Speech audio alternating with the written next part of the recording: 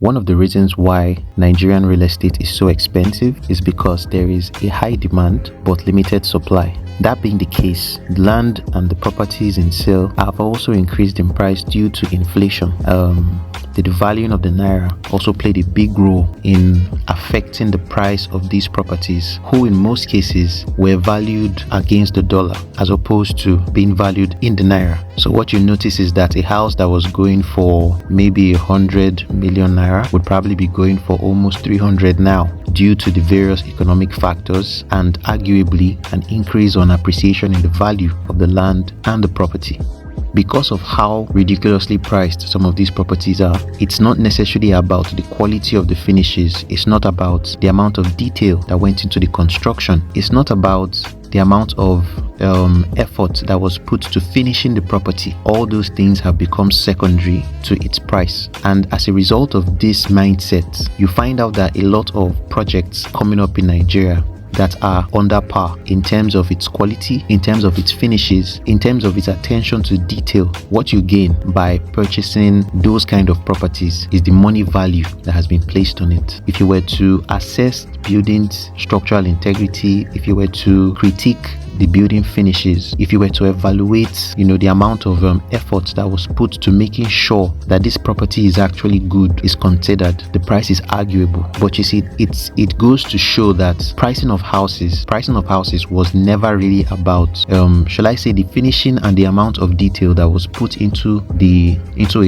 building of a house is not necessarily considered primarily when value of a property is being considered. It goes to show now that when a realtor is selling a property, the justification for the excellence, the justification for the high price is usually as a result of its location, proximity to known amenities, the neighborhood, and they use other factors to justify it. Perhaps the price of land in that area and the kind of houses that have been sold recently. They use that as a metric to justify the value of the property, as opposed to evaluating how the house is finished as an unarguable justification. So you might buy yourself a house that is worth millions and the water supply is horrible. You could buy yourself a house that is worth millions and when it starts to rain, the roof is leaking. You might buy yourself a house that is worth millions in a so-called gated community or estate that should serve the 1% of the 1%, and when it starts to rain, everywhere is flooded.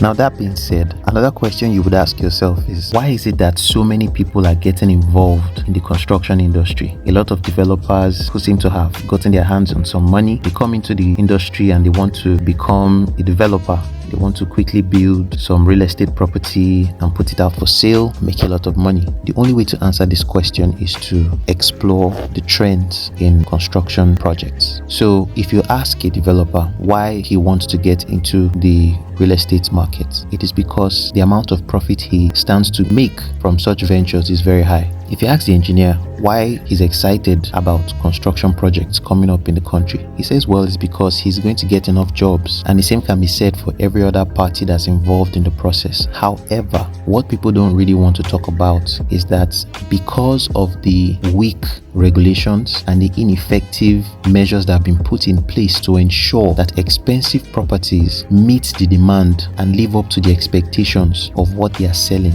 those measures are not put in place. And so what you find out is that these developers are getting away with more money than they should, and they are offering little to no value in the properties that they sell. This is why people would buy homes and complain about the quality of finishes. They talk about mold, they talk about swelling, you see that the wall is soaking up water, and various issues that they eventually discover. Now, the interesting thing is that during the post-occupancy phase of a house that has been purchased, any error that is found should be rectified or resolved by the developer. But what do you find out in this case? It's almost impossible to get these people to resolve or rectify their issues. It goes without saying that there is a big problem with quality in the real estate industry in Nigeria. A lot of developers are making away with more money than they should because they are cheating the process. From procurement through to the finished work, the quality of workers that are engaged, the quality of artisans that are engaged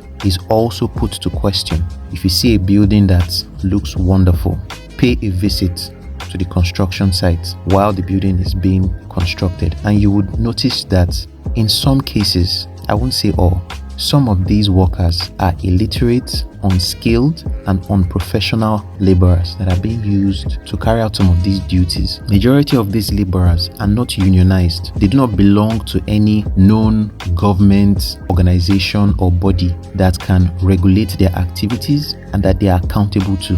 What this means is that if you engage a carpenter, if you engage a mason, if you engage a laborer, you have to also pay attention to their work to ensure that they do what they are supposed to do. There is no inspection, regulation, or policing over these set of staff workers that ensures that their quality is up to par. It is the responsibility of the engineer on site to make sure that all these things are done correctly. Now, what this means is that the Nigerian construction industry is nuanced. You cannot just have your engineer do every single thing.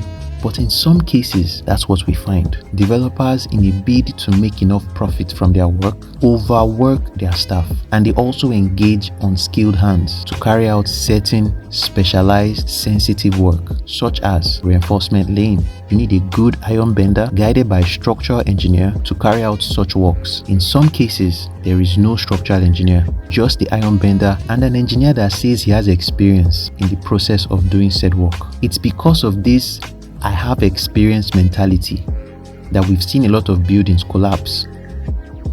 There was a major collapse in Lagos some years back.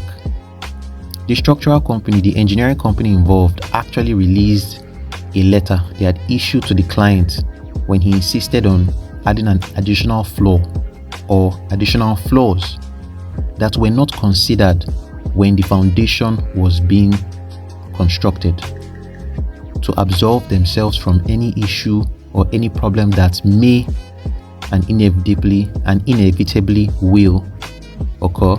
They do not want to be held responsible. And so it's because of things like this that we have the kind of issues that we have going forward. Developers feel they know more than the professionals. Professionals feel they know more than they actually do. And all this is done in a bid to profit from the project. Apart from the unprofessional hands being allowed to do sensitive work, we also pay them less. So they are even aggrieved workers, aggrieved unskilled workers taking up sensitive work on site. And it's because of these kind of workers with these kind of situations that you end up with buildings that the walls are not straight, the plastering is terrible, the finishes are not nice. You see the 3D design done by an architect and you look at the finished work and they are like two different buildings. What you have in real life is nothing compared to the beautiful work they used to sell that property to you. So what's the only way as a client, as a prospective investor, to protect your investments is that before you put money down for anything, before you sign a contract or commit yourself to any land or property, make sure you've done your background work, whether with a real estate lawyer. If you have an estate lawyer, you stand to be more protected in such cases. You need to evaluate the real estate company from which you intend, the real estate company that you intend to buy said property from. You need to also evaluate and try and get some inside investigation into the contractor working on that project and find out for a fact if that contractor is even licensed, recognized by the known government bodies, and that his works from the past have actually gotten good reviews. This is how things are done abroad, and they can also be done that way here. It's just that we Nigerians tend to put things aside because we feel it's not necessary. It's like, why are you bothering yourself with all these background checks if once you pay you're sure to get your house? I mean, we've given so and so his house before, so and so has bought from us before, so and so has this with us before, we did this and this. They use stories to justify why you shouldn't follow due process. Another thing is, once you commit yourself to a property, you need to be very, very sure that the property that you have bought is exactly what it is. There's a lot of things you should also verify. If they haven't done, you actually need to insist, such as the setbacks from the road. The government established setbacks are actually being obeyed. You need to make sure that all the approvals that are necessary for that building to be valid are done. All payments that should have been made during construction process was made. You need to make sure that the professionals that are handling your building are licensed and recognized. They are firms and the professionals themselves, including your realtor. Because of how unregulated the construction industry is in Nigeria, any and everybody can claim to be what they are not.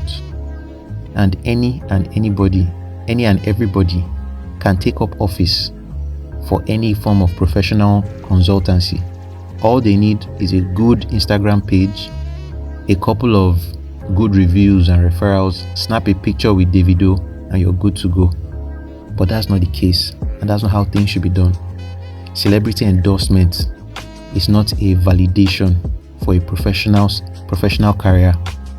It is not a validation for a profession that takes grooming and official licensing from the government to prove that you are qualified. It's not the same, but perception always reigns in a place that is driven by the market. It's very important to be very careful about the things that have been stated in this video. With regards to construction ethics, if you intend to buy a property from a real estate company, pay a visit to the site while the building is being built and just observe the culture of the team on site. Do they observe safety? Are they wearing their helmets? Do they wear reflector jackets? Are they wearing their boots? If there is an incident, how is it handled? Look at the quality of laborers and staff that are working on your buildings and check for yourself. Are these people qualified for the duties that they are carrying out? Of course, there are some unskilled duties that can be carried out on site, but the ones that are supposed to be carried out by specialized hands, are the professionals involved? Is it one engineer that is wearing 10 hats on your project? Because if only one person or few people are doing the work of 5 people, you can just be rest assured that your house is not going to be nice when it's done, because the right amount of people and qualified hands are not on ground. Don't get carried away by the gimmicks and the flashing lights, the bells and the whistles. Look at things for what they are. Ask questions about the water test, the electrical test. Ask questions about power provisions. Ask questions about quality of finish. Ask questions about every and anything you can, because you don't want to buy a house that will become a problem for you in the long run. One of the things I do is I go to inspect properties for my clients. I don't just sell them the idea of purchasing luxury when I myself know for a fact that majority of the houses in Nigeria are best premium and majority are basic. I tell my clients the truth. I don't lie to them about services. I don't lie to them about amenities. I tell them exactly what is available. I also do evaluations of facility managers and the quality of their work on the various properties that they are managing. How well do they respond to the complaints from the occupants? And how well are their services on a day-to-day basis? These are things that I make sure I check before I encourage my clients to purchase a property. It's very important to understand that certain realtors do not really care for you. Once you pay for that property and they get their commission, you will never hear from them again. But I've made it a point of duty, by virtue of my experience in architecture as well as real estate, to not just consult in terms of purchasing the best house to give you the best ROI. I also ensure that the quality of the property that you're purchasing is also up to the value that you expect. Many houses in Nigeria are carried by its value. Many properties are only valuable because of how much it is priced at. Remove the price and people would argue that that house is worth pennies. And that is the thing about Lagos that makes it so strategic for investors and prospective developers. By virtue of building a house in Lekki in a prime location, even if that house is trash, it can still be valued high. Now, you being able to negotiate the price down will be based on your knowledge and also your awareness of the laws. But if you're unable to do that, you would buy a trash house for over 300 million naira. And this is why I'm making this video today. I'm trying to draw light to the nuance of construction in the Nigerian industry, in the Nigerian real estate industry, as well as what it would take to ensure that in spite of all the problems and challenges that are involved in the process, you don't fall victim to the same issues that people are crying about online.